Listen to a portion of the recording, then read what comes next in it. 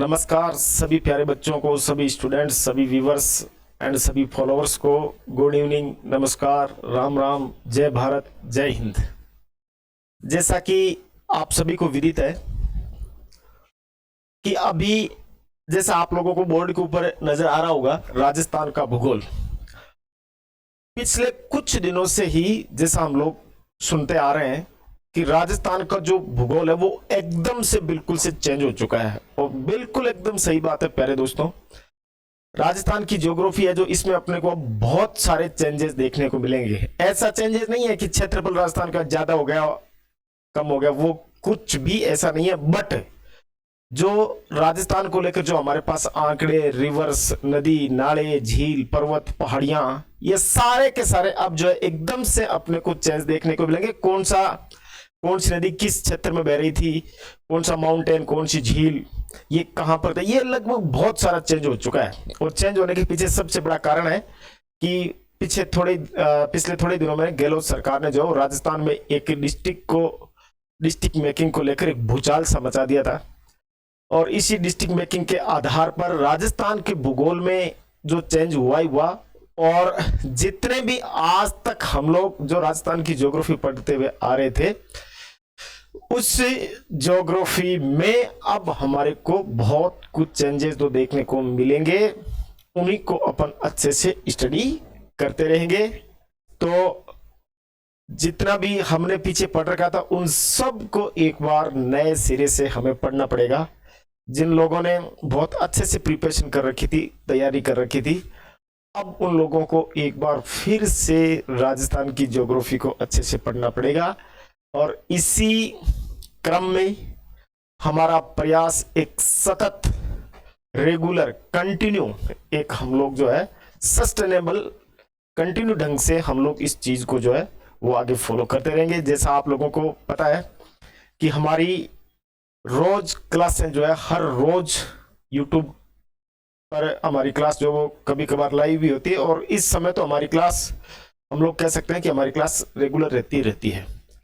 तो एक ही अच्छे कंपटीटर की तरह तैयारी करने के लिए, एक अच्छे परीक्षार्थी के भाव से अगर अपने को करना है, तो मैं आपकी जानकारी के लिए थोड़ी सी इंफॉर्मेशन आपको दे देता हूं कि जैसा आप लोगों को पता है, राजस्थान में हर साल, राजस्थान ही नहीं अभी तो पूरे भारत में हर साल जो कंपटीशन के एग्जाम देने वाले बच्चों की संख्या, स्टूडेंट्स की जो संख्या वो इंक्रीज हो जाती है, बढ़ जाती है। और इससे बढ़ती हुई कंपटीशन की तैयारी में हम लोगों को किस प्रकार से अपनी सीट को सेव करना है, किस प्रकार से एक सीट अपने को निकालनी है, इसके लिए बहुत ही अच्छे ढंग से रूल और रेगुलेशन से अगर हम लोग तैयारी करेंगे तभी ये सारी चीजें संभव हो पाएगी। नहीं तो पढ़ने वाले बहुत सारे बच्चे हैं और हमारे को कोई लात मार के आगे निकल जाएगा।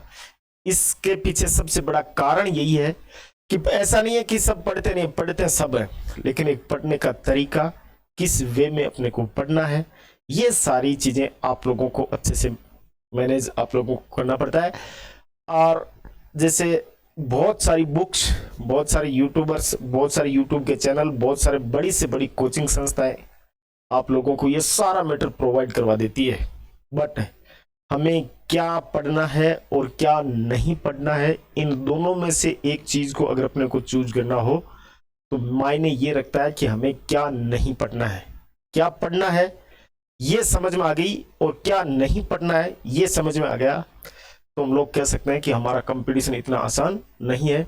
बहुत सारी वैकेंसीज राजस्थान गवर्नमेंट ने अभी भी लॉन्च कर दी है और आगे इसी तरीके से वैकेंसीज जो है वो आती रहेगी।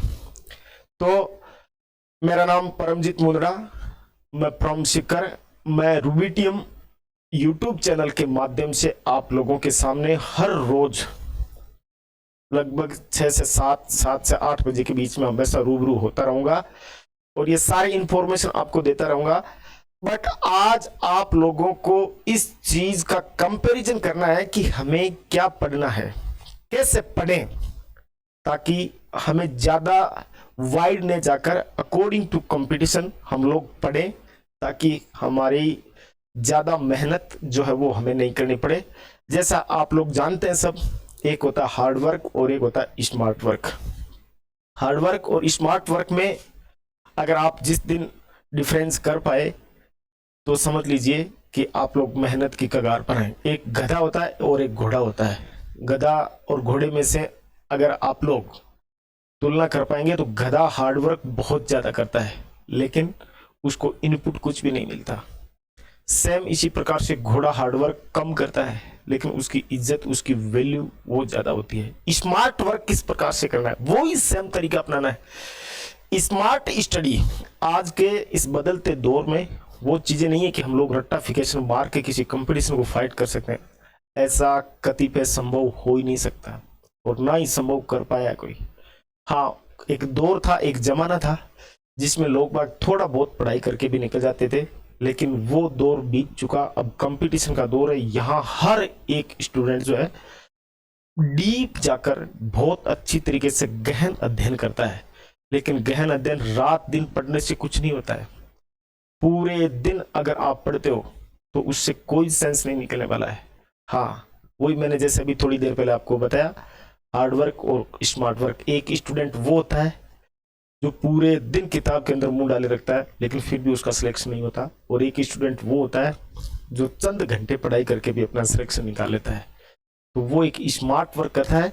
और इस स्मार्ट वर्क के लिए हम कुछ रणनीति अपनाएंगे कि बिना किसी स्ट्रेटेजी के, बिना किसी रणनीति के, किसी प्रकार का कोई कंपटीशन हो चाहे अदर वे में कोई भी अगर काम हो तो वो उसमें हम सफलता नहीं पा सकते। तो मैं बिना किसी देरी के, बिना किसी विलंब के आपको टू द पॉइंट टॉपिक के ऊपर ले चलता हूं। बट आपको कंपैरिजन, आप जितने भी यूट्यूब के चैनल देख रहे हैं, देखिए मैं ये मना नहीं करता, मैं किसी की बुराई नहीं कर रहा हूं, बट आप लोग थोड़ा सा कंपैरिजन जरूर करें कि हमें किस प्रकार से पढ़ना है। एक कड़ी जुड़नी चाहिए। कड़ी जुड़ने का मतलब एक टॉपिक अगर अपन पढ़ रहे हैं तो दूसरा टॉपिक ऑटोमेटिक अपने माइंड में आ जाना चाहिए कि ये पढ़ रहे हैं तो ये आगे वाला है, और ये आगे वाला है तो ये आगे इससे आगे वाला है। ऐसे अगर अपन प्रयास करते रहेंगे तो हमें लंबे समय तक वो चीजें याद भी रहेगी और हमें हार्ड वर्क नहीं करना पड़ेगा कि स्मार्ट वर्क के अकॉर्डिंग अपन चलते रहेंगे। तो आइए प्यारे दोस्तों, आज के इस सेशन की हम लोग शुरुआत करते हैं। बड़े प्यार से आप लोग नोट्स बनाएंगे, अच्छे से एकदम तन मन और धन के साथ आप लोग अच्छे से स्टडी करेंगे, तभी आप लोग सफल हो पाएंगे। और इस सफलता, आपकी सफलता में हमारा भी कुछ योगदान हो, ताकि हमें भी ये फील हो सके कि हम लोग जो है वो किसी को सक्सेस करने में हमने थोड़ा सा, हमारा भी योगदान या हमारा हाथ था। मेरा सिक्कर कॉम्पिटिटिव एग्जाम के अकॉर्डिंग मेरा लगभग 8-9 साल का एक्सपीरियंस है। वो एक्सपीरियंस आपके सामने साझा कर रहा हूँ, तो आप लोग भी उसका भागीदार बने, और जितना भागीदार बनेंगे उतना आपको बेनिफिट मिलता रहेगा। तो चलिए शुरुआत करते हैं इस सेशन की। जैसा आप लोगों को पता है, टॉपिक से पता चल रहा है राजस्थान का भूगोल। यहां प्यारे बच्चों ये ध्यान रखना है कि राजस्थान का भूगोल ही नहीं, अपितु आप लोग किसी भी क्षेत्र विशेष का अगर भूगोल पढ़ रहे हैं तो सबसे पहले उस क्षेत्र के बारे में आपको पता होना चाहिए नॉर्मल, कि जिस क्षेत्र के बारे में अपन बात कर रहे हैं वो क्षेत्र कहां पर है, मतलब उसकी लोकेशन क्या है, उसकी सिचुएशन क्या है, कहां पर स्थित होगा वो, है ना, कहां पर है। तो यहां से आप लोग देखो, थोड़ा सा अगर इस शब्द को पकड़ करोगे, कहां पर स्थित है, तो कहां पर स्थित है, इससे क्या मतलब निकलेगा। देखो कहां पर है तो इसमें अपना आगे, इस कहां पर है तो इसमें आगे अपना टॉपिक आ जाएगा। देखो इस कहां पर स्थित है, इसका मतलब राजस्थान की स्थिति, राजस्थान की लोकेशन। कहां, कहां का मतलब आगे वाला टॉपिक ऑटोमेटिक आ रहा है, कहां स्थित है। अब देखो कहीं पर स्थित है, जहां कहीं पर भी राजस्थान स्थित है तो सीधी सी बात है, स्थित है तो अपन सिंपल सा बोल सकते हैं, इससे आगे वाला टॉपिक क्या आएगा, अगर जितना जहां कहीं पर भी स्थित है, इसका वाइडेथ, इसकी कितने, इसका विस्तार कहां तक है, इसकी चौड़ाई कहां तक है। तो स्थिति, और स्थिति के बाद में अगला टॉपिक बन जाता है देखो विस्तार।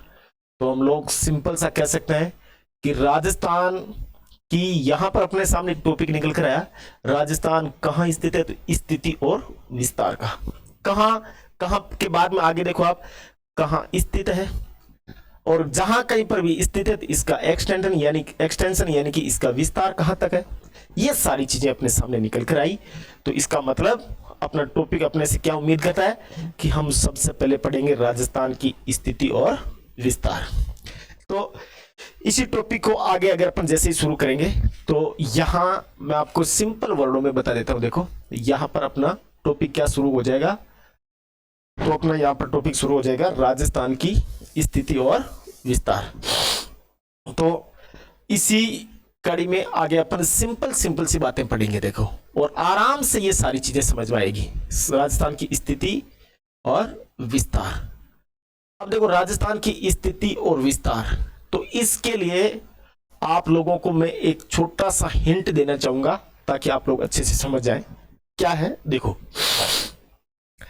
आज तक राजस्थान ही नहीं अपितु पूरे भारत में जितने भी कंपटीशन के एग्जाम हुए, ये मेरा खुद का पर्सनल एक्सपीरियंस है, राजस्थान में जितने भी कंपटीशन के एग्जाम हुए उन कंपटीशन के एग्जाम्स में स्थिति और विस्तार से रिलेटेड आज तक 4 प्रकार के क्वेश्चन बने, यानी कि 5वां क्वेश्चन आज तक ना तो कोई बना और ना ही कोई आगे बनने की संभावना है। इससे हमें क्या पता चलता है, इससे हमें पता चलता है कि राजस्थान की स्थिति और विस्तार से कितने प्रकार के क्वेश्चन बनेंगे, 4। इसका मतलब हम लोगों ने इस टॉपिक का पूरी तरीके से ऑपरेशन कर रखा है, और मेरा पूर्ण विश्वास आप लोगों के साथ, मैं पूर्ण विश्वास फुल कॉन्फिडेंस के साथ कह सकता हूं कि अगर राजस्थान की स्थिति और विस्तार से रिलेटेड किसी भी प्रकार का कोई क्वेश्चन आपका आया तो आप इस क्लास के माध्यम से अगर स्टडी करेंगे तो मेरी गारंटी है कि इससे बाहर किसी प्रकार का कोई क्वेश्चन नहीं आएगा। हम लोग यहां पर बहुत अच्छी तरीके से पढ़ाई करने वाले हैं और बहुत अच्छी तरीके से कोई भी किसी प्रकार का कोई कंपटीशन का एग्जाम हो, चाहे आप कोई सा भी कंपटीशन का एग्जाम दे लें, स्थिति और विस्तार से रिलेटेड जो टॉपिक मैं आपको आज पढ़ाने जा रहा हूं, इससे बाहर आपका क्वेश्चन बनने की संभावना न के बराबर रहेगी। तो राजस्थान की स्थिति और विस्तार से अगर मैं बात करूं तो कितने प्रकार के क्वेश्चन बनेंगे, 4 प्रकार के। ये 4 प्रकार के जो क्वेश्चन है, इस 4 प्रकार के क्वेश्चंस में देखना कौन कौन से हैं 4 प्रकार के क्वेश्चन।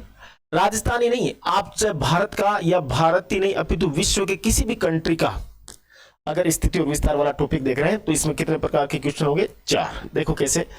सबसे पहले हम लोग बात करेंगे राजस्थान की ग्लोबीय स्थिति। राजस्थान की ग्लोबीय स्थिति, जैसा ग्लोब के बारे में हम लोगों ने पढ़ रखा होगा आप लोगों ने, या ग्लोब के बारे में अगर हम लोग जानते हैं तो सिंपल सा एक टर्म्स है, ग्लोब क्या है, तो हम लोग कह सकते हैं कि इमेज ऑफ द अर्थ या model of the earth, model of the earth या इमेज ऑफ द अर्थ है, जिसको अपन क्या बोलते हैं, ग्लोब। तो सबसे पहले अपन राजस्थान की कौन सी स्थिति देखेंगे, ग्लोबीय स्थिति। और इसी ग्लोबीय स्थिति के आधार पर आगे वाला टॉपिक देखो अपना क्या होगा, तो आप लोग आराम से इसको आगे कनेक्ट कर सकते हो। देखो कैसे, ग्लोब है तो इस ग्लोब पर 7 बड़े महाद्वीप हैं। ग्लोब के ऊपर कितने बड़े महाद्वीप हैं, 7। तो हम लोग बोल सकते हैं कि राजस्थान की दूसरी स्थिति और विस्तार से रिलेटेड दूसरा क्वेश्चन क्या हो जाएगा, तो राजस्थान की महाद्वीपीय स्थिति। तो दूसरी टाइप के क्वेश्चन हो गया। और आप लोगों की जानकारी के लिए बता दूं कि इसी ग्लोब पर हम लोग कह सकते हैं कि 2 प्रकार की काल्पनिक रेखाएं ड्रॉ की जाती है। कितने प्रकार की, 2। और ये जो 2 प्रकार की काल्पनिक रेखाएं हैं, इन 2 प्रकार की काल्पनिक रेखाओं में आप लोग बोल सकते हैं कि एक रेखा जो है, इस रेखा को अपन बोलते हैं अक्षांश, और अक्षांश, और दूसरी रेखा जो है इस रेखा को अपन बोल देंगे देशांतर। तो 2 प्रकार की रेखाएं होती है ग्लोब के ऊपर, एक तो अक्षांश और दूसरी कौन सी है, देशांतर। अब देखो, जैसा हमने अभी थोड़ी देर पहले चर्चा की कि राजस्थान की स्थिति और विस्तार से रिलेटेड कितने प्रकार के क्वेश्चन बनेंगे, 4 प्रकार के। एक तो कौन सा होगा, राजस्थान की ग्लोबीय स्थिति, दूसरा कौन सा हो जाएगा, राजस्थान की महाद्वीपीय स्थिति, तीसरा राजस्थान की अक्षांश स्थिति, और चौथा कौन सा हो जाएगा, राजस्थान की देशांतरीय स्थिति। तो इसी कड़ी में हम लोग सबसे पहले जो चर्चा करेंगे वो चर्चा करेंगे राजस्थान की ग्लोबीय स्थिति। और राजस्थान की ग्लोबीय स्थिति को किस प्रकार से हम लोग पढ़ते हैं, तो आगे इसी कड़ी को अपन शुरू करते हैं। देखो सॉरी, तो आगे वाला टॉपिक अपना कौन सा हो जाएगा, राजस्थान की ग्लोबीय।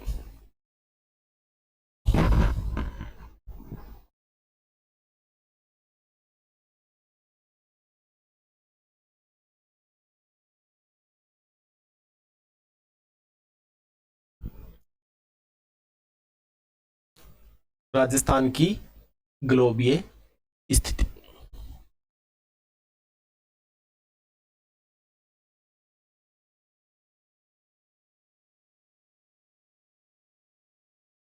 देखें जरा, अब इस टॉपिक को अपन सबसे पहले एकदम सिंपल तरीके से स्टडी करेंगे। देखो कैसे, जैसे ग्लोब के बारे में अगर हम लोग चर्चा कर लें तो थोड़ा सा ग्लोब के बारे में बेसिक नॉलेज मैं आपको दे देता हूं ताकि आप लोगों को अच्छे से समझ विकसित हो सके। देखो ग्लोब,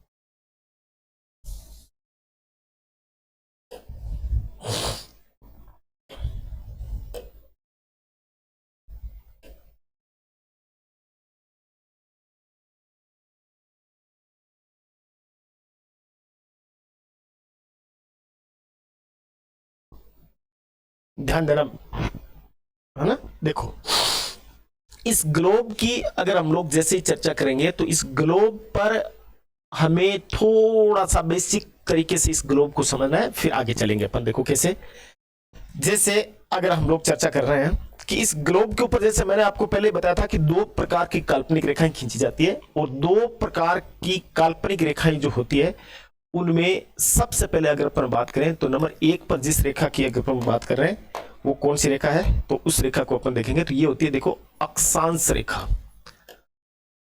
पहले सबसे पहले ग्लोबीय स्थिति देखेंगे, और ग्लोबीय स्थिति में थोड़ा सा अपन पहले बेसिक कुछ चीजें जो है उनको फोकस कर लेते हैं।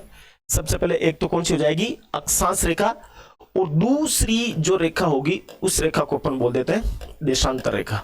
एक तो अक्षांश और दूसरी कौन सी, देशांतर।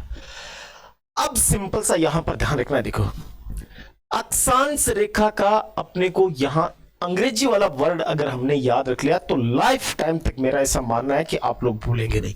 कैसे, तो इस अक्षांश को हम अंग्रेजी में बोलते हैं लेटीट्यूड। क्या बोलेंगे, लेटीट्यूड। अब इसी बेस पर पकड़ करना अपने को। देखो लेटी, तो हम लोगों के सामने क्या वर्डिंग आई, तो ग्लोब पर वे काल्पनिक रेखाएं जो लेटी, आडी या पड़ी, लेटी, आडी या पड़ी रेखाएं ग्लोब के ऊपर जो होती है उन रेखाओं को अपन बोलते हैं अक्षांश रेखा। क्या बोलेंगे, अक्षांश रेखा। और जैसा आप लोगों को पता होगा किसी भी चीज की अगर अपन शुरुआत करेंगे तो वो शुरुआत कहां से करेंगे, जीरो से। तो यहां से जैसे हमने ये एक लाइन ड्रॉ की इस प्रकार से, ये वाली, तो अभी जैसे हम लोग बोल रहे हैं कि किसी भी चीज की अगर शुरुआत करेंगे तो कहां से करेंगे, जीरो से। तो हम लोग इस लाइन को क्या बोल रहे हैं, इस लाइन को हम लोग बोलेंगे 0 डिग्री अक्षांश। क्या बोल देंगे, 0 डिग्री अक्षांश। यानी कि इस रेखा को 0 डिग्री अक्षांश इसलिए बोलते हैं क्योंकि शुरुआत में हमें सबसे पहले जीरो से करनी पड़ती है। तो 0 डिग्री अक्षांश, और इसके अपने को दो नाम और मिलते हैं। एक इसको हम लोग बोल देते हैं भूमध्य रेखा। कौन सी हो जाएगी, भूमध्य रेखा। और तीसरा नाम जो है इसका, इसमें अपन बोले तो इसको अपन बोल देते हैं विषुवत वृत्त। विषुवत वृत्त, विषुवत शब्द के मीनिंग कई निकल कर आता है यहां पर, लेकिन यहां पर विषुवत का मतलब यही समझना है कि भूमध्य रेखा पर हमेशा दिन और रात की अवधि, टाइम पीरियड जो होता है वो इक्वल होता है, बराबर होता है, इसलिए इसको विषुवत नाम से हम लोग इंडिकेट करते हैं। अब यहां पर अपने को ग्लोबीय स्थिति में थोड़ा सा पकड़ कर लेना है। देखो किस प्रकार से पकड़ करना है, क्या करना है, ये देखो इस 0 डिग्री अक्षांश के बेस पर हमने ग्लोब को दो भागों में डिवाइड कर रखा है। यानी कि एक तो उत्तर वाला पार्ट और एक कौन सा, दक्षिण वाला। तो उत्तर वाला पार्ट जो इसको अपन बोलते हैं उत्तरी गोलार्ध। तो हम लोग सिंपल सा कह सकते हैं कि ये पूरा का पूरा जो पार्ट होगा, इस पार्ट को हम लोग बोल देंगे उत्तरी गोलार्ध। और उत्तरी गोलार्ध है, तो उत्तरी गोलार्ध अगर यहां है तो सीधी सी बात है ये दक्षिण वाला भाग कौन सा हो जाएगा, तो इस पार्ट को हम लोग सिंपल सा बोल देंगे, इसको अपन बोलेंगे दक्षिणी गोलार्ध। तो अकॉर्डिंग टू इक्वेटर या अकॉर्डिंग टू 0 डिग्री अक्षांश, तो इसके बेस पर हमने ग्लोब को कितने भागों में डिवाइड कर लिया, 2 भागों में। अब इस दो ग्लोबीय स्थिति की बात कर रहे हैं हम। अब ये जो 2 पार्ट अर्थ के हुए, उत्तरी गोलार्ध और दक्षिणी गोलार्ध, इसमें हमें सबसे पहले ग्लोबीय स्थिति जो राजस्थान की पता करनी है। इससे पहले हमें भारत का पता होना चाहिए। भारत का पता क्यों होना चाहिए, इसलिए होना चाहिए क्योंकि भारत जो है वो राजस्थान जो है वो भारत का ही एक स्टेट है। तो सबसे पहले अपन नॉर्मली भारत के बारे में थोड़ा सा देखते हैं। तो यहां से अगर अपन बात करें अकॉर्डिंग टू 0 डिग्री लेटीट्यूड, तो भारत यहां पर स्थित है, यानी कि भारत उत्तरी गोलार्ध में है।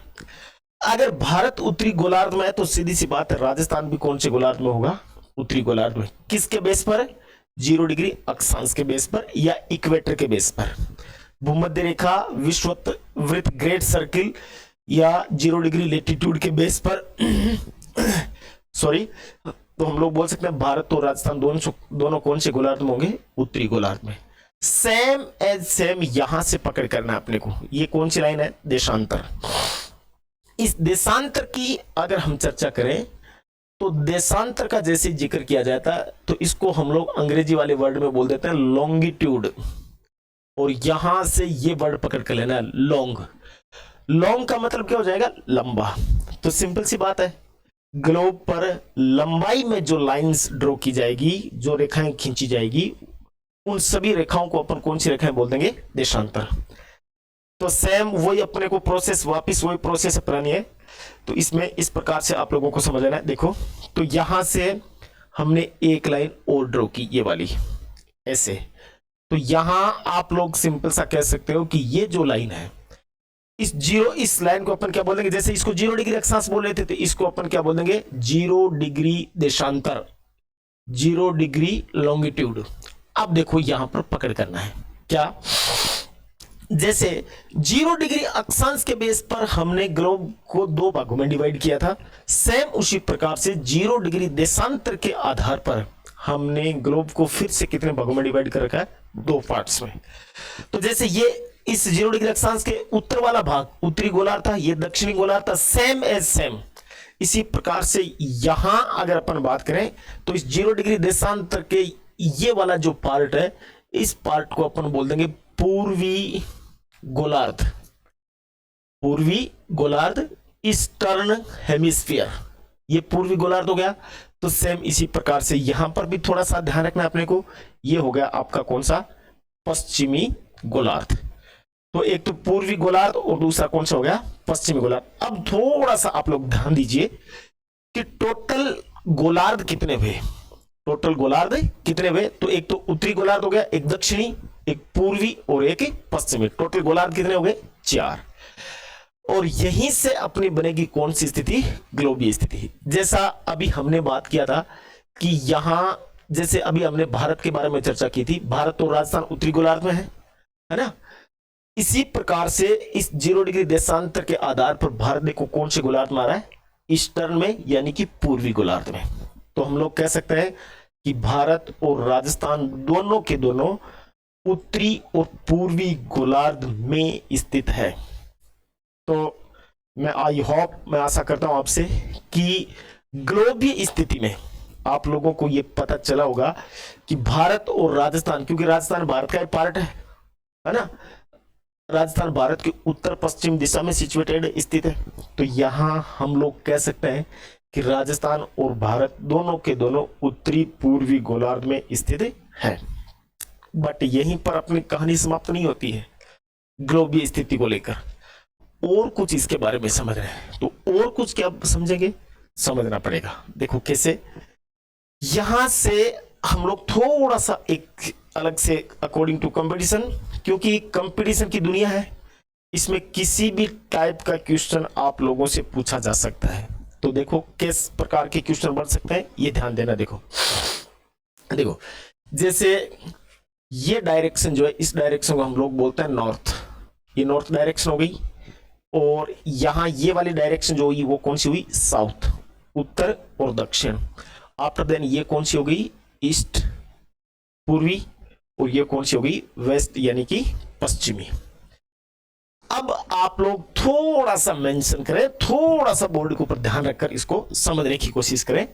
जैसा अगर मैं आपको बताऊं कि टोटल गोलार्ध या कुल गोलार्ध कितने, चार गोलार्ध में आप लोग कह सकते हैं कि यहां हम लोग अगर बात करें तो एक तो गोलार्ध हो गया, देखो ये वाला, ये गोलार्ध है। और इस गोलार्ध को अपन क्या बोलेंगे, उत्तरी पूर्वी गोलार्ध। जैसा भारत और राजस्थान दोनों उत्तरी पूर्वी गोलार्ध में, हम लोग ये समझने की कोशिश कर रहे हैं कि ग्लोबीय स्थिति से लेकर किस प्रकार के क्वेश्चन पूछे जा सकते हैं, ये देखना है। तो ये हो गया आपका उत्तरी पूर्वी गोलार्ध। और ये जो गोलार्ध हुआ, इस गोलार्ध को अपन बोलते हैं उत्तरी पश्चिमी गोलार्ध, north west hemisphere, north east hemisphere. इसी क्रम में हमें यहां पर यह ध्यान रखना है कि ये वाला गोलार्ध एक और है, देखो यहां। तो इस गोलार्ध को अपन बोलेंगे दक्षिणी पूर्वी गोलार्ध, साउथ ईस्ट हेमिस्फीयर। इसी क्रम में अगर हम लोग बात करें तो एक गोलार्ध या हेमिस्फीयर अपने सामने हो गया ये, इसको अपन बोलेंगे south west hemisphere, south west hemisphere. अब क्वेश्चन किस प्रकार से पुटअप होंगे ये आप लोगों को थोड़ा सा समझना है। कैसे, देखो अगर मैं आपको 2-3 क्वेश्चन यहां से आपसे पुटअप करूं, पूछूं, तो आप लोग आराम से इजी वे में इन ऑल क्वेश्चन, सारे क्वेश्चंस का जवाब आप लोग आसानी से दे पाएंगे। कैसे, देखें, मैं अगर आपसे सिंपल सा क्वेश्चन ये करूं कि दक्षिणी और पूर्वी, ये जो गोलार्ध आप लोग देख रहे हैं, ये गोलार्ध दक्षिणी पूर्वी गोलार्ध है। ये मैं आपको राजस्थान के रिगार्डिंग पूछूं तो दक्षिणी पूर्वी गोलार्ध के राजस्थान कौन सी डायरेक्शन में सिचुएटेड है, कहां स्थित है, तो आप लोगों का सीधा सा आंसर हो जाएगा कि ये दक्षिणी पूर्वी गोलार्ध होगा। और आप लोगों का आंसर क्या होगा कि यहां राजस्थान दक्षिणी और पूर्वी गोलार्ध के उत्तर में स्थित है। तो आप लोग अकॉर्डिंग टू डायरेक्शन देख सकते हो। इसी क्रम में मैं आपसे पूछूं कि ये गोलार्ध कौन सा है, तो आप लोग सिंपल सा बोलेंगे ये उत्तरी और पश्चिमी गोलार्ध है। उत्तरी और पश्चिमी गोलार्ध के राजस्थान और भारत दोनों किस दिशा में स्थित है, तो आप लोग कह सकते हैं कि ईस्ट डायरेक्शन में या पूर्वी दिशा में स्थित है। सेम इसी प्रकार से मैं आपसे पूछ लूं कि दक्षिणी और पश्चिमी गोलार्ध के राजस्थान और भारत कौन सी दिशा में है, तो आप लोग सिंपल सा बोल सकते हैं उत्तरी और पूर्वी गोलार्ध। तो ये 3 टाइप के क्वेश्चन बन रहे हैं। एक क्वेश्चन और बन सकता है, जैसे संभावना है कि ऐसा क्वेश्चन बनाया जा सकता है। कैसा, क्या, देखो ये आपका उत्तरी और पूर्वी गोलार्ध जो है, इस उत्तरी, एक बार क्वेश्चन पूछा हुआ भी है, ये उत्तरी पूर्वी गोलार्ध, इस उत्तरी पूर्वी गोलार्ध में राजस्थान और भारत कहां स्थित है। तो प्यारे बच्चों, हमारे व्यूअर्स, ऑल कंपटीशन की तैयारी करने वाले सभी स्टूडेंट्स, एस्पिरेंट्स, आप लोगों को ध्यान रखना है, ये क्वेश्चन बहुत बार पूछा गया, लगभग 90% स्टूडेंट्स का ये क्वेश्चन गलत होकर आया हुआ है। आरपीसी कई बार इस क्वेश्चन को पुटअप कर चुकी है। तो कैसा क्वेश्चन, उत्तरी पूर्वी गोलार्ध के, उत्तरी पूर्वी गोलार्ध में राजस्थान या भारत कहां स्थित है, तो आप लोगों का सिंपल सा जवाब होना चाहिए almost middle, in almost middle, लगभग मध्य में। लगभग कहां पर स्थित है, मध्य में। एग्जैक्ट नहीं बोलना है, ऑलमोस्ट मिडल, लगभग मध्य में। तो इस प्रकार के क्वेश्चंस आप लोगों को आने चाहिए। तो मैं आप लोगों से आई होप, उम्मीद करता हूं कि भारत और राजस्थान की ग्लोबीय स्थिति से रिलेटेड किसी प्रकार का आपका कोई डाउट नहीं होना चाहिए, है ना। तो अपना पहला जो टॉपिक था राजस्थान की ग्लोबीय स्थिति, यहां से आप लोग इस प्रकार से समझ लेंगे इसको। नेक्स्ट टॉपिक पर अगर अपन चलेंगे तो हो जाइए तैयार, कागज पेन, नोटबुक, जितने भी आप लोगों के पास वेपन्स है रण में कूदने के लिए, मैदान में दौड़ने के लिए और अपने सिलेक्शन की जिद को पाने के लिए। और जैसा कि आप लोगों को पता होगा, राहें कभी भी आसान नहीं होती। इसके लिए एक जुनून, एक जज्बा, एक हौसला दिल के अंदर जगाना पड़ता है। और दिल के अंदर, खुद के अंदर अगर आग उगलेगी तो बंदा खुद अपने आप तैयारी करेगा। और ऐसा जैसा कहा जाता है कि दुनिया में खुद से बड़ा कोई मोटिवेटर नहीं होता। अगर अपने आप को, खुद को अपने आप से मोटिवेट करना सीख लिया तो उस मोटिवेशन से बड़ा आपके सामने कोई मोटिवेशन नहीं होता है। तो मेरे प्यारे बच्चों, मेरे प्यारे व्यूअर्स, स्टूडेंट्स, आगे वाला टॉपिक अपन स्टार्ट करेंगे। समय समय पर मैं आपको कुछ ऐसी बातें बताता रहूंगा जिससे आप लोगों का हौसला जो है वो बढ़ता रहे। और हौसला अगर बढ़ता रहा तो आप लोग एक अच्छी लाइन और लेंथ के साथ अपने मुकाम पर पहुंच जाएंगे। अब देखो, एक सिंपल सा क्वेश्चन और निकल कर आता है। क्या? देखना, जरा सुनना, समझना। हमने अभी चर्चा की भारत और राजस्थान दोनों की, बट यहां हम लोग कह सकते हैं कि भारत में स्थित है राजस्थान। अब भारत में कहां स्थित है? भारत में कहां स्थित है? सब लोगों ने रट्टा मार रखा कि उत्तर पश्चिम में स्थित है। मान लीजिए कि उत्तर पश्चिम का ऑप्शन भी नहीं है। या आप लोगों ने जैसा कभी पढ़ा होगा, हम लोग जितना हमारी मेहनत करनी होती है, जितना कुछ हम स्टडी मटेरियल कलेक्ट करके हम लोगों ने पूरी कंपटीशन की तैयारी कर ली, और जैसे हम लोग आश्वस्त हो जाते हैं कि अब इससे कुछ बाहर नहीं होगा। तो मेरे प्यारे बच्चों, मैं आपसे यही कहना चाहूंगा, जहां तक अपनी सोच, हमने जितना पढ़ना था, हमारी सोच जितनी विकसित थी उसको सोचना बंद कर दिया। जहां तक हमारी सोच पहुंच पाई वहां तक हमने सोचा और हमने खत्म कि अब इससे कुछ बाहर नहीं होगा। इस खत्म हुई सोच के आगे सोचना शुरू करता है एग्जामिनर। तो एक दूसरे के दुश्मन होते हैं कंपटीशन की तैयारी करने वाला स्टूडेंट्स और एक एग्जामिनर। एग्जामिनर का मतलब होता है कैसे भी करके क्वेश्चन को गलत करवाया जाए, और स्टूडेंट्स या कंपटीशन की तैयारी करने वाले बच्चे का मतलब होता है कैसे भी क्वेश्चन को सही करवाया जाए। तो जहां तक हम लोग पढ़ पाते हैं, जहां हमारी सोच पहुंच पाती है, उस सोच के आगे से शुरू सोच होती है किसकी? एग्जामिनर की। तो जहां हमारी सोच खत्म, उससे आगे सोच शुरू करने वाले व्यक्ति तक अगर अपन नहीं पहुंच पाए तो कम से कम उसकी सोच को समझ तो सकते ही हैं। वहां तक हम नहीं भी पहुंच पाए तो वो क्या सोचता है, यही क्वेश्चन मैं आप लोगों से यहां पर पूछ रहा हूं। देखो, सब आप जितने भी कंपटीशन की तैयारी करते हैं उनको सबको पता होगा कि राजस्थान भारत के उत्तर पश्चिम दिशा में है। बट अगर ऐसा पूछ लिया जाए, जो हमने सोचा, जो हमने पढ़ा कि राजस्थान भारत के उत्तर पश्चिम दिशा में है, ये हमने पढ़ लिया, हम आश्वस्त। बट एग्जामिनर इसी क्रम में आगे सोचना शुरू करेगा और जो हमने पढ़ा उसी पढ़े हुए आंसर को वो क्वेश्चन में कन्वर्ट करेगा। कैसे? सपोज दैट, ऐसे समझना, कैसे क्वेश्चन बना सकता है वो, इसको सोचो। वो जो हमने आंसर पढ़ा उसको क्वेश्चन में कैसे कन्वर्ट करता है, इसको समझना है। राजस्थान भारत के उत्तर पश्चिम दिशा में स्थित है। राजस्थान भारत के उत्तर पश्चिम दिशा में स्थित है, ये अपना आंसर था। वो इसको क्वेश्चन में कन्वर्ट करेगा। कैसे? राजस्थान भारत के उत्तर पश्चिम दिशा में स्थित है, किस आधार पर, या किस आधार पर राजस्थान भारत के उत्तर पश्चिम दिशा में स्थित है। जो हमने आंसर पढ़ा वो तो क्वेश्चन में आ गया। वो किस में आ गया? क्वेश्चन। अब किस आधार पर है, लगाइए अपने सारे के सारे माइंड, अपना आईक्यू लेवल यूज कीजिए और कैसे आप लोग इस क्वेश्चन को मैनेज कर पाते हैं, इसी को हम लोग यहां समझने की कोशिश कर रहे हैं। तो बने रहिए रूबीडियम डिजिटल प्लेटफॉर्म हमारे यूट्यूब चैनल के साथ। हम लोग इसी प्रकार के क्वेश्चन आप लोगों से समय समय पर बताते रहेंगे। हमें पढ़ना है केवल और केवल कंपटीशन। फालतू की कचरा पट्टी हमें नहीं पढ़नी है। ऐसी चीजों से हमें दूर रहना है, ऐसी चीजों को हमें अवॉइड करना है जो हमारे काम की नहीं हो। तो हम लोग आगे वाला जो टॉपिक स्टार्ट कर रहे हैं उस टॉपिक में हम लोग क्या पढ़ने वाले हैं तो आपको मैं बता देता हूं। हम लोग पढ़ेंगे क्या, राजस्थान की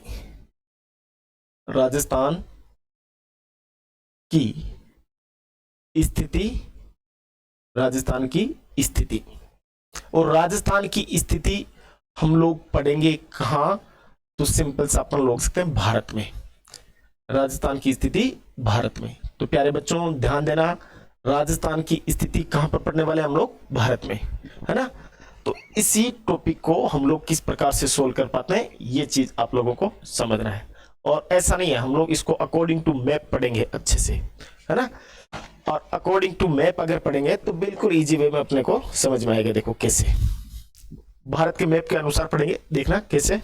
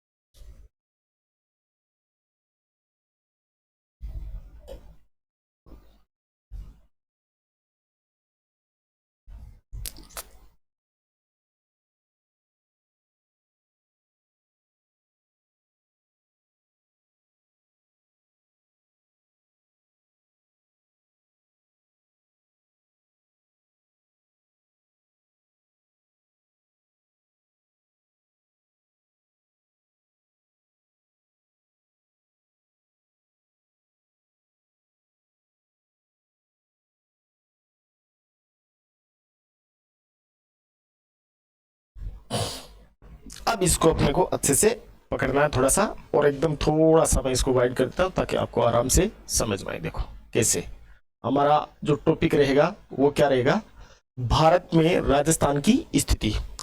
देखो यहां पर किस प्रकार से ध्यान रखना है और हमें क्या क्या समझना है वो चीजें सारी ध्यान रखना है।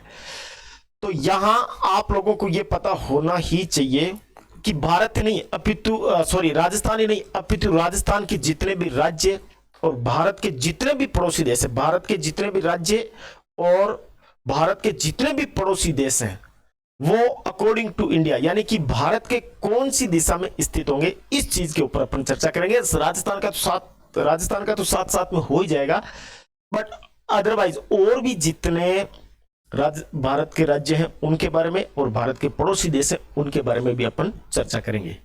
तो मैं आप लोगों की जानकारी के लिए बता दूं कि किसी भी चीज का डिटरमाइन अगर करना हो तो बिना बेस के हम लोग कुछ भी नहीं कर सकते।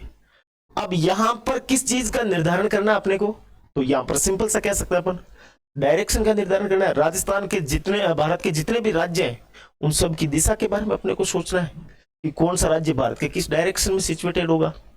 तो इसके लिए हमारे पास कुछ न कुछ आधार होना चाहिए, बिना आधार के हम लोग इस टॉपिक को अच्छे से प्रिपेयर नहीं कर पाते। कैसे, तो यहां आप लोगों को समझना है।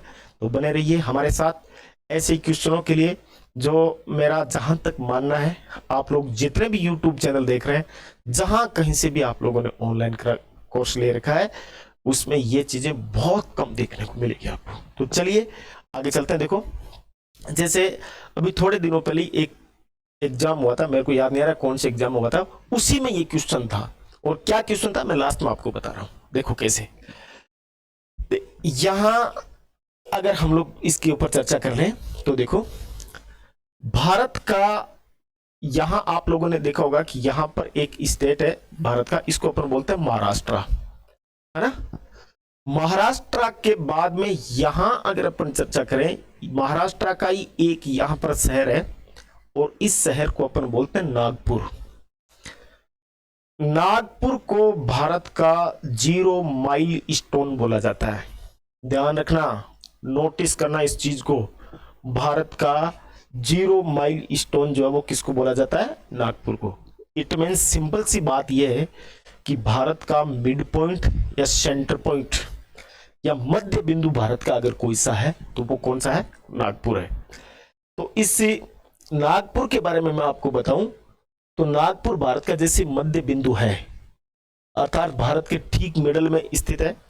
इस नागपुर के बेस पर ही, यहां से आप लोग इसको समझ लेंगे अच्छे से, नागपुर के बेस पर ही भारत के जितने भी राज्य और भारत के जितने भी पड़ोसी देश हैं उनकी डायरेक्शन डिसाइड की जाती है। और ये डायरेक्शन डिसाइड कैसे की जाएगी ये आप लोगों के सामने होगा। तो देखना जरा, ये देखो, ये नागपुर जो है, इस नागपुर से अगर हम लोग ये डायरेक्शन देखें तो ये डायरेक्शन कौन सी हो जाएगी? नॉर्थ, उत्तर। और नागपुर से ये वाली डायरेक्शन जो होगी ये कौन सी होगी? तो ये हो जाएगी साउथ। और नागपुर से ये वाली जो डायरेक्शन है, इस डायरेक्शन को अपन बोल देंगे कौन सी? ईस्ट। और ये डायरेक्शन जो होगी कौन सी हो जाएगी? वेस्ट। तो 4 डायरेक्शन का हमने चर्चा की है, किसके बेस पर? नागपुर के, है ना। अब इसमें ध्यान से समझना है आपको, 2-3 बातें मैं आपको बता देता हूं। देखो, क्या नागपुर भारत का सेंटर पॉइंट भी है, मिड पॉइंट भी है। और यहां पर यह भी ध्यान रखना है कि पूरे भारत में नागपुर जो है, पूरे भारत में नागपुर ऑरेंज प्रोडक्शन, संतरा उत्पादन के लिए प्रसिद्ध माना जाता है। ध्यान रखना, प्रसिद्ध का बोल रहा हूं, सबसे अधिक उत्पादन का नहीं बोल रहा हूं। भारत में संतरा उत्पादन के लिए प्रसिद्ध अगर कोई शहर है तो वो कौन सा है? नागपुर, है ना। एक तो क्वालिटी होती है और एक होती है क्वांटिटी। तो अच्छी क्वालिटी के लिए भारत का कौन सा शहर प्रसिद्ध है संतरों के लिए? तो कौन सा शहर है? नागपुर। और आपकी जानकारी के लिए थोड़ा सा मैं बताना चाहूंगा, यहां पर बीच में टॉपिक है, तो ऑरेंज फेस्टिवल अर्थात संतरा महोत्सव, भारत में एक ऐसा राज्य है जहां पर ऑरेंज फेस्टिवल हर साल मनाया जाता है। हालांकि कुछ कारणों से हो सकता है कि अब नए भी मनाया जाता हो, लेकिन ऑरेंज फेस्टिवल भारत में कहां मनाया जाता है इस चीज का आप लोगों को पता होना चाहिए। तो ऑरेंज फेस्टिवल के लिए राजस्थान, भारत का कौन सा राज्य जाना जाता है? तो कौन सा राज्य जाना जाएगा? अरुणाचल प्रदेश। तो दोनों चीजें ध्यान रखनी है। नागपुर भारत में किस लिए प्रसिद्ध होगा? संतरा उत्पादन के लिए। और आप लोगों ने राजस्थान के संदर्भ में ऐसा पढ़ा होगा। मैं ये क्यों बता रहा हूं, आप लोग सोचते होंगे सर भारत का बता रहे हो आप, नहीं, बिल्कुल नहीं ऐसा। मैं ये इसलिए बता रहा हूं कि राजस्थान से रिलेटेड है इसका, राजस्थान से रिलेशन है इसका नागपुर का। कैसे? तो हम लोग कह सकते हैं, आप लोगों ने ऐसा कई बार पढ़ा होगा कि राजस्थान का नागपुर किसे कहा जाता है? तो राजस्थान का नागपुर जो कहा जाता है वो कहा जाता है झालावाड़ को। और राजस्थान का नागपुर झालावाड़ को क्यों कहा जाता है? कारण क्या है? ऐसा क्या रीजन है कि झालावाड़ को राजस्थान का नागपुर कहा जाता है? वही सेम मैंने अभी बताया था आप लोगों को थोड़ी देर पहले ही। क्या बताया था? कि हमारी सोच जहां तक पहुंच पाती है, जहां तक खत्म होती है, उसके आगे शुरू करता है एग्जामिनर, अपनी सोच को आगे इंप्रूव करता है। अगर ऐसा पूछ ले एग्जामिनर, जैसे हमने पढ़ा राजस्थान का नागपुर झालावाड़ को कहा जाता है, तो वहीं से क्वेश्चन देखो कैसे बन सकता है, कैसे वो अगली आगे की सोच को बदलेगा। वो क्या बनाएगा क्वेश्चन? राजस्थान का नागपुर झालावाड़ को कहा जाता है। जो हमने याद किया वो उसने क्वेश्चन में डाल दिया। तो वो क्या लिखा हुआ है क्वेश्चन में? राजस्थान का नागपुर झालावाड़ को कहा जाता है। इसके कारण क्या है? क्या कारण है? ये ऐसे बोलते क्या कारण है कि राजस्थान का नागपुर झालावाड़ को कहा जाता है? तो वही क्वेश्चन बनकर आ गया वापिस। तो हम लोग एग्जामिनर को तो नहीं पकड़ पाते, उसकी बराबरी तो हम कर ही नहीं पाते, लेकिन उसकी सोच को समझ सकते हैं। उसकी सोच को समझकर हम लोग अपने आप को समझ लेंगे, ताकि हम लोग उनसे आगे या वहां तक नहीं पहुंच सकते, लेकिन उनके बराबर कम से कम कोशिश कर सकते, ताकि हमारा एग्जाम जो है वो क्लियर हो जाए। देखो, तो राजस्थान का नागपुर आप लोगों को जैसे समझ में आया हुआ, राजस्थान का नागपुर किसको कहा जाता है? झालावाड़ को। अब बात रही राजस्थान की डायरेक्शन, भारत के किस दिशा में स्थित है।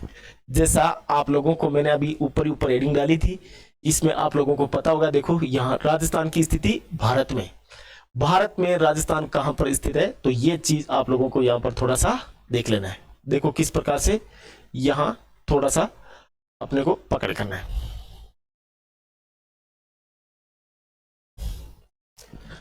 अब इसमें देखो यहां पर है अपना कौन सा राज्य, तो आप लोग बोल सकते हो कि यहां पर है राजस्थान। ये रहा राजस्थान, देखो यहां राजस्थान है और राजस्थान के ऊपर यहां पर होगा पंजाब, और पंजाब के ऊपर यहां पर आ जाएगा आपका जम्मू कश्मीर, और जम्मू कश्मीर के बाद में यहां पर आ जाएगा देखो लद्दाख, है ना। और यहां आप लोग कह सकते हो कि यहां पर गुजरात है, और यहां महाराष्ट्र है। महाराष्ट्र के बाद में यहां पर भारत का सबसे छोटा राज्य कौन सा आ जाएगा, गोवा। अब आप लोगों को यहां पर यह डिसाइड करना है कि भारत में राजस्थान या भारत के कौन सी दिशा में राजस्थान स्थित है। तो अब आप लोगों को यहां पर डिसाइड करना है। ये आपके सामने रहा। तो अब आप लोगों के सामने एक तो ये वाली डायरेक्शन है, कौन सी डायरेक्शन है, तो आप लोग कह सकते हो एक तो ये रही उत्तर, है ना, एक ये रही पश्चिम। तो ये डायरेक्शन कौन सी है, उत्तर पश्चिम, और ये दक्षिण, और ये पूर्व।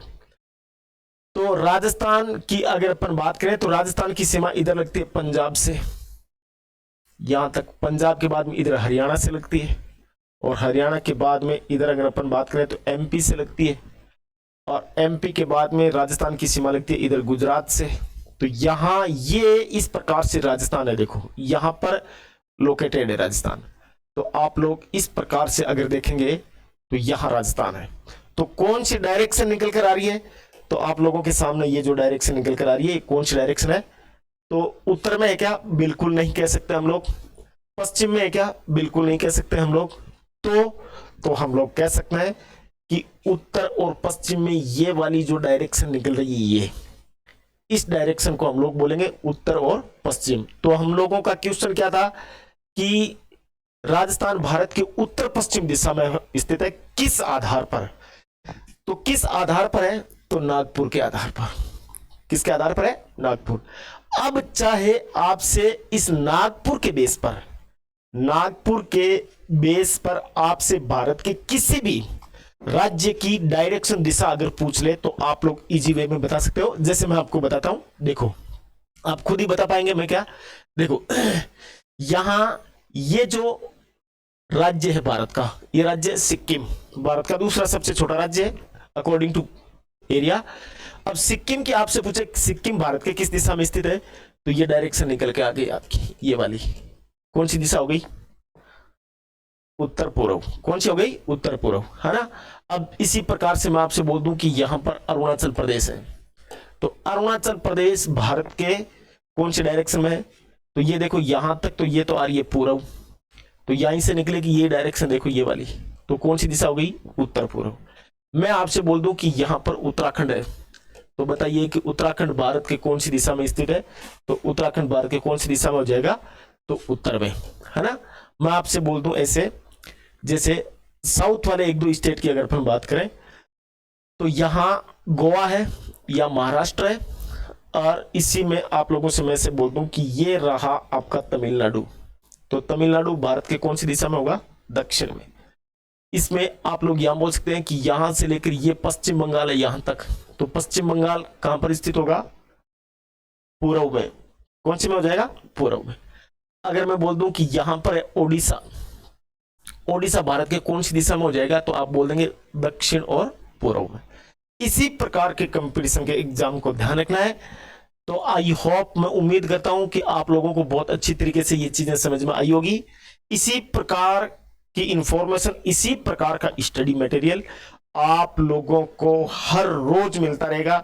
हम लोग ये नहीं कहते आप लोगों से कि आप किसी दूसरे चैनल को नहीं देखें, हम लोग किसी की भी बुराई नहीं करते, बट आप लोगों से मेरी एक रिक्वेस्ट रहेगी, मेरी एक विनती रहेगी कि आप लोग अदरवाइज जितने भी चैनल देख रहे हैं देखिए, और उस चैनल से हमारे चैनल का एक कंपैरिजन कीजिए, और इस कंपैरिजन के बेस पर आप अपनी स्टडी को नए आयाम दीजिए। इसी प्रकार से डीप गहराई में जाकर हम लोग आपको स्टडी मटेरियल ये सारा का सारा प्रोवाइड करवाते रहेंगे। जैसा आप लोग चाहेंगे वैसी आपकी डिमांड को हम पूरा करने की कोशिश करेंगे। तो आप लोग ज्यादा से ज्यादा हमारे चैनल को शेयर सब्सक्राइब करें। आपको अगर अच्छा लगे तो आप अपने दोस्तों को भी बताएं, उनको भी जोड़ें।